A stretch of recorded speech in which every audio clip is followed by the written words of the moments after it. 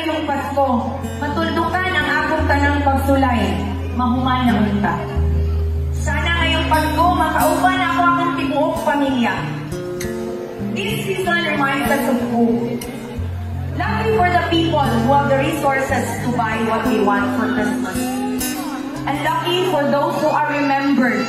Lucky for those na naalala ngayong Pasko.